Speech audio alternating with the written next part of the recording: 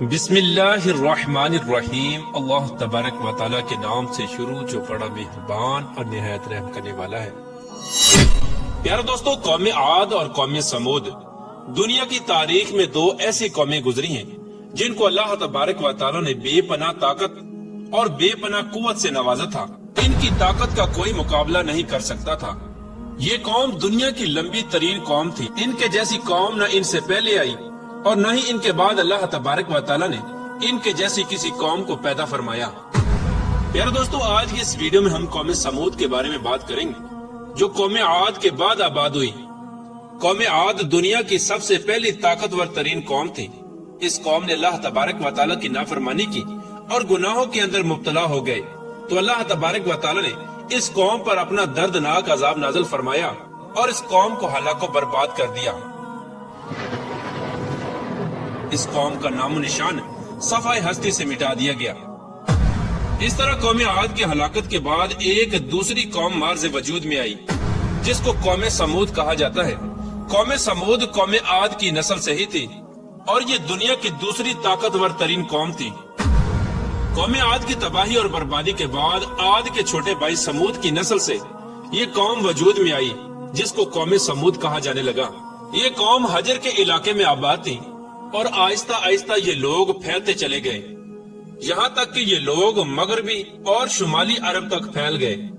اس قوم نے اپنا دارالحکومت حجر کو ہی رکھا جو کہ شہر حجاز سے بالکل قریب واقع ہے، جسے آج ہم مدائن صالح کے نام سے جانتے ہیں۔ پیارے دوستو، اس وقت کی سب سے سپر پاور قوم عاد ثانی یعنی قوم سمود تھی۔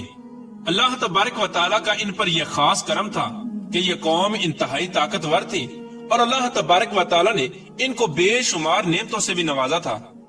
پیارے دوستو، تاریخ کی کتابوں میں اس قوم کا قد 40 ہاتھ بتایا گیا ہے اور ان کی اوسط عمر 900 سے 1000 سال تھی۔ اللہ تبارک و تعالیٰ نے ان کے جیسی قوم دوبارہ پیدا ہی نہیں کی۔ یہ ایسی قوم تھی جن کو کوئی بیماری نہ لگتی تھی اور نہ ہی ان کے لوگ بوڑھے ہوتے اور نہ ہی ان کے ہاتھ پاؤں کمزور ہوتے۔ یہ لوگ ہمیشہ جوان اور تندرست رہتے۔ یہ لوگ اتنے طاقتور تھے کہ ان کی نظر تک بھی کمزور نہ ہوتی تھی۔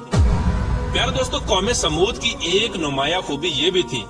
کہ اگر قوم سمود کا کوئی مرد اپنی عورت کے ساتھ ایک مرتبہ ہم بستری کر لیتا تو وہ عورت ایک ہی بار میں حاملہ ہو جاتی۔ یہی وہ خوبی تھی جس کی وجہ سے یہ قوم عاد کی تباہی کے بعد قوم سمود کے نام سے ابری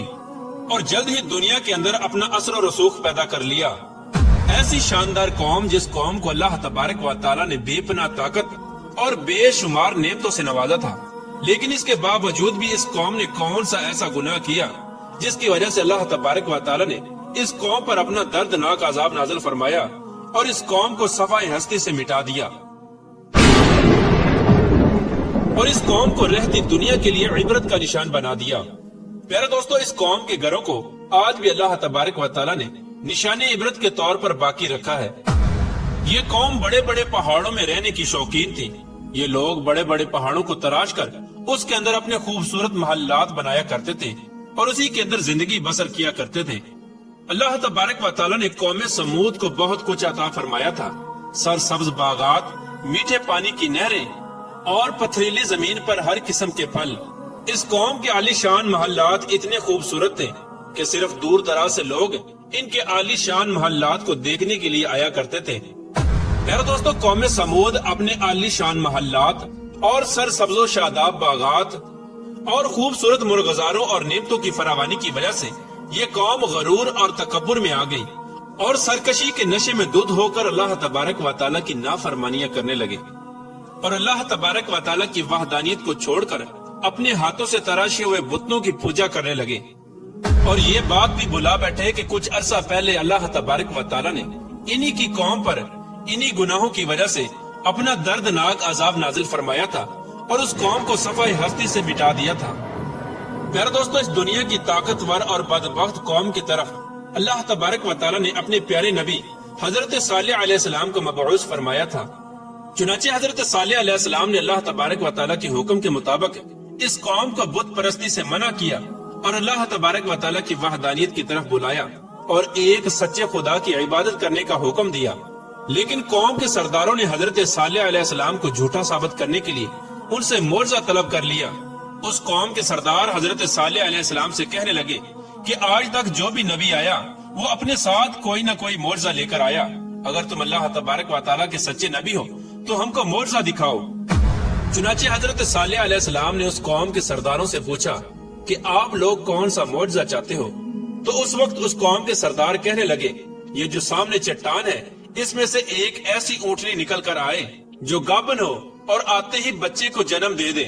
اور وہ ہم سب کے لیے دودھ دے، اور وہ دنیا کی خوبصورت ترین اونٹنی ہو، اور اس کے ساتھ ساتھ وہ اونٹنی ایسی ہو جس کا کوئی ماں باپ نہ ہو۔ چنانچہ حضرت صالح علیہ السلام نے ان سرداروں کی یہ بات سن کر اللہ تبارک و تعالیٰ کی بارگاہ میں یہ دعا کی، تو ان کے دیکھتے ہی دیکھتے سامنے پہاڑ میں سے ایک خوبصورت حاملہ اونٹنی نکل کر آئی، اور آتے ہی اس اونٹنی نے ایک حسین و جمیل بچے کو جنم دیا۔ اس وقت اس اونٹنی کے تھن دودھ سے بھرے ہوئے تھے، اور اس اونٹنی نے اتنا دودھ دیا کہ سب لوگوں نے پیٹ بھر کر دودھ پی لیا۔ اس کے باوجود بھی دودھ وافر مقدار میں موجود تھا۔ چنانچہ حضرت صالح علیہ السلام کا یہ عظیم الشان معجزہ دیکھ کر وہ تمام قوم اور اس کے سردار لاجواب ہو گئے، اور اس بدبخت قوم کے سردار حضرت صالح علیہ السلام سے کہنے لگے کہ اے صالح علیہ السلام، یہ تو سراسر جادو ہے۔ اس طرح اس قوم کے بدبخت سرداروں نے اور اس قوم نے یہ معجزہ دیکھنے کے باوجود بھی حضرت صالح علیہ السلام پر ایمان لانے سے انکار کر دیا، اور اسی طرح اپنے کفر و شرک پر اڑے رہے۔ چنانچہ اس قوم کے کچھ لوگوں نے حضرت صالح علیہ السلام کی اونٹنی کو نقصان پہنچانے کی کوشش کی، تو حضرت صالح علیہ السلام نے ان لوگوں سے کہا کہ یہ اللہ تبارک و تعالیٰ کی بھیجی ہوئی اونٹنی ہے جو تمہارے لیے ایک معجزہ ہے۔ اب تم اس اونٹنی کو اللہ تبارک و تعالیٰ کی زمین میں چھوڑ دو، اور اسے کسی قسم کی تکلیف نہ پہنچانا، ورنہ اللہ تبارک و تعالیٰ کا دردناک عذاب تمہیں پکڑ لے گا۔ معزز ناظرین، اس طرح اللہ تبارک و تعالیٰ کی وہ بھیجی ہوئی اونٹنی اور اس کا بچہ قوم سمود کے کھیتوں میں پورا دن چرتے اور ان کے چشموں کا سارا پانی پی جاتے۔ یہ ماجرا دیکھ کر قوم سمود نے حضرت صالح علیہ السلام کی بارگاہ میں شکایت کی کہ اونٹنی اور اس کا بچہ چشمے کا سارا پانی پی جاتے ہیں اور ہم کو پینے کے لیے پانی نہیں ملتا۔ تو ان کی یہ شکایت سن کر حضرت صالح علیہ السلام نے ان کے لیے دن مقرر کر دیا اور اس طرح اس چشمے کے پانی کو بانٹ دیا۔ ایک دن حضرت صالح علیہ السلام نے اس اونٹنی کے لیے مقرر کر دیا، اور دوسرا دن اس چشمے کا پانی قوم سمود کے لیے مقرر ہو گیا۔ پیارا دوستو، جس دن وہ اونٹنی پانی پیتی اس دن وہ دودھ بھی زیادہ دیتی، اور دودھ اتنا ہوتا کہ دن اور رات میں ختم ہی نہ ہوتا۔ جس طرح کہ اللہ تبارک و تعالیٰ قرآن پاک میں اس بات کی طرف اشارہ کرتے ہوئے ارشاد فرماتا ہے، اور حضرت صالح علیہ السلام نے اپنی قوم سے کہا کہ یہ اونٹنی ہے، ایک دن اس کی پانی کی باری ہے اور ایک معین دن تمہاری پانی کی باری ہے، اس کو کوئی تکلیف نہ دینا، ورنہ اللہ تبارک و تعالیٰ کا دردناک عذاب تمہیں پکڑ لے گا۔ پیارے دوستو، اس طرح کچھ ہی دنوں بعد قوم سمود اس اونٹنی سے تانگ آ گئی، کیونکہ جس دن وہ اونٹنی پانی پیتی اس دن ان کو پینے کے لیے پانی نہ ملتا۔ اور ویسے بھی قوم سمود کے سرداروں نے حضرت صالح علیہ السلام کی اس اونٹنی کو ایک جادو قرار دے رکھا تھا۔ خیر، قوم سمود کے ایک طاقتور سردار کی بیوی جس کا نام صدوق تھا، اس عورت کی دو انتہائی خوبصورت اور حسین و جمیل بیٹیاں تھیں، ان کی عمریں 12 اور 14 سال تھی۔ اس عورت نے حضرت صالح علیہ السلام کے بیٹے کو یہ لالچ دیا کہ اگر تم اپنے گھر میں موجود اونٹنی کو رات کے اندھیرے میں قتل کر دو تو میں اپنی دونوں بیٹیاں انعام کے طور پر تمہیں دے دوں گی۔ چنانچہ حضرت صالح علیہ السلام کی اولاد چونکہ نیک تھی، لہٰذا وہ اس عورت کے اس جال میں نہ پھنسے۔ پھر اس کے بعد اس صدوق نامی عورت نے پوری قوم میں یہ اعلان کر دیا کہ جو بھی شخص حضرت صالح علیہ السلام کی اس اونٹنی کو قتل کرے گا، میں اپنی دونوں کنواری بیٹیوں کا نکاح ان کو دے دوں گی۔ اس عورت کا یہ اعلان سنتے ہی اس قوم کے دو نوجوان جن کا نام مصدع ابن دہر اور قیدار بن سالف تھا، ان دونوں بدبختوں نے مل کر اسی رات حضرت صالح علیہ السلام کی اس اونٹنی کو ذبح کر دیا۔ اس طرح اللہ تبارک و تعالیٰ کی اس بھیجی ہوئی اونٹنی کو ذبح کرنے کے بعد قوم سمود حضرت صالح علیہ السلام سے کہنے لگی کہ اگر تم اللہ تبارک و تعالیٰ کے سچے رسول ہو تو ہم پر وہ عذاب نازل کرو جس عذاب سے تم ہم کو ڈراتے ہو۔ اس طرح اس اونٹنی کے قتل ہونے کی خبر سن کر حضرت صالح علیہ السلام بے حد پریشان ہوئے اور زاروں کی طرح رونے لگے۔ چنانچہ اس طرح اس اونٹنی کو قتل کرنے کے بعد اس بدبخت قوم نے حضرت صالح علیہ السلام کو قتل کرنے کا بھی ارادہ کر لیا، جس طرح کہ اللہ تبارک و تعالیٰ قرآن پاک میں ارشاد فرماتا ہے، آخر کار انہوں نے اونٹنی کو قتل کر دیا۔ اور اپنے پروردگار کے حکم سے سرکشی کی اور کہنے لگے کہ جس چیز سے تم ہم کو ڈراتے ہو، اگر تم اللہ تبارک و تعالیٰ کے سچے پیغمبر ہو تو اس عذاب کو ہم پر لے آؤ۔ اس طرح جب اس قوم نے اللہ تبارک و تعالیٰ کی بھیجی ہوئی اس اونٹنی کو قتل کر دیا اور اپنی نافرمانی میں حد سے زیادہ بڑھ گئے اور خود ہی اللہ تبارک و تعالیٰ کے عذاب کو طلب کر لیا، تو حضرت صالح علیہ السلام قوم سمود سے کہنے لگے کہ اب اللہ تبارک و تعالیٰ کے دردناک عذاب سے تم لوگوں کو کوئی نہیں بچا سکتا۔ چنانچہ حضرت صالح علیہ السلام کی یہ بات سن کر اس قوم کے 9 بدبخت لوگوں نے یہ ارادہ کیا کہ اب حضرت صالح علیہ السلام کو یقیناً قتل کر دیا جائے۔ چنانچہ یہ 9 افراد ایک پہاڑ کے پیچھے چھپ کر حضرت صالح علیہ السلام کا انتظار کرنے لگے کہ کب حضرت صالح علیہ السلام یہاں سے گزرے اور معاذ اللہ ہم ان کو قتل کر دیں۔ لیکن اللہ تبارک و تعالیٰ کی حکمت ایسی ہوئی کہ اللہ تبارک و تعالیٰ نے اسی رات ان 9 افراد پر پتھروں کی بارش برسا دی، جس کی وجہ سے وہ 9 کے 9 افراد ہلاک ہو گئے، اور صبح پوری قوم کے لوگوں نے ان 9 افراد کی لاشوں کو دیکھا۔ اس طرح اللہ تبارک و تعالیٰ کے دردناک عذاب اور ان 9 افراد کی لاشوں کو دیکھنے کے باوجود بھی قوم سمود اپنی سرکشی سے باز نہ آئی اور اسی طرح بت پرستی کے اندر مبتلا رہی اور اللہ تبارک و تعالیٰ کی نافرمانیوں میں مزید حد سے بڑھنے لگے۔ اس طرح جب حضرت صالح علیہ السلام کی قوم قابل ہدایت نہ رہی تو اس وقت حضرت صالح علیہ السلام نے اپنی قوم سے کہا کہ تمہارے پاس صرف 3 دن باقی بچے ہیں، جتنی چاہے عیش و عشرت کر لو اور شراب و شباب میں گزار لو۔ 3 دن کے بعد اللہ تبارک و تعالیٰ کا دردناک عذاب تمہارا منتظر ہے۔ جس طرح کہ اللہ تبارک و تعالیٰ قرآن پاک میں ارشاد فرماتا ہے کہ جب انہوں نے اس اونٹنی کو قتل کر دیا تو حضرت صالح علیہ السلام نے اپنی قوم سے کہا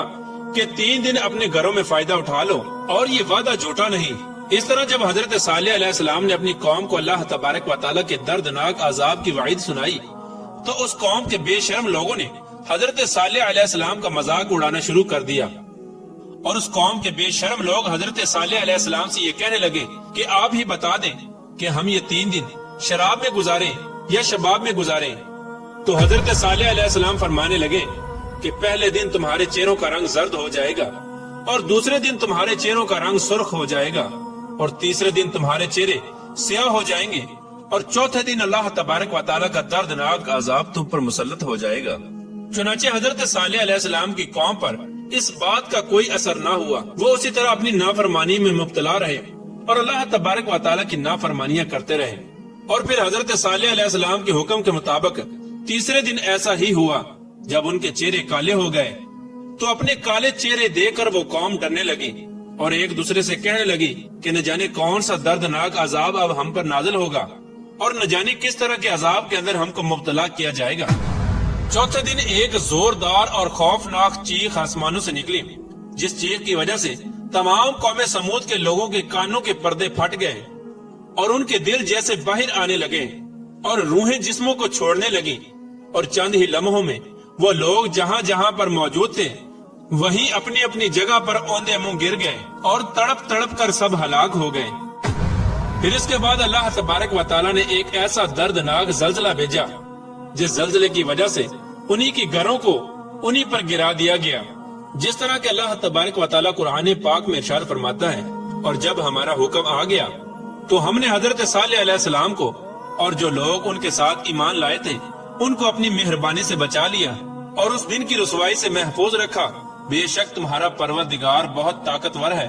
اور زبردست ہے۔ پیارے دوستو، اس طرح اللہ تبارک و تعالیٰ نے قوم عاد کی تباہی اور بربادی کے بعد ان کی نسل میں سے قوم سمود کو ہلاک کیا اور اس نافرمان قوم پر اپنا دردناک عذاب نازل فرمایا اور اس قوم کے لوگوں کو صفحہ ہستی سے مٹا دیا، اور اللہ تبارک و تعالیٰ نے اس قوم کے گھروں کے نشانات کو آج بھی باقی رکھا ہے تاکہ لوگ عبرت حاصل کریں اور اللہ تبارک و تعالیٰ کی نافرمانیوں سے باز آ جائیں۔ اس قوم کے گھر آج بھی لوگوں کے لیے عبرت کا نشان بنے ہوئے ہیں۔ اللہ تبارک و تعالیٰ سے دعا ہے کہ اللہ تبارک و تعالیٰ اپنے حضور عاجزی اور انکساری کے ساتھ زندگی گزارنے کی توفیق عطا فرمائے اور ان تمام گناہوں سے ہمیں بچائے جن گناہوں کے اندر مبتلا ہو کر پہلی قومیں ہلاک ہوئیں۔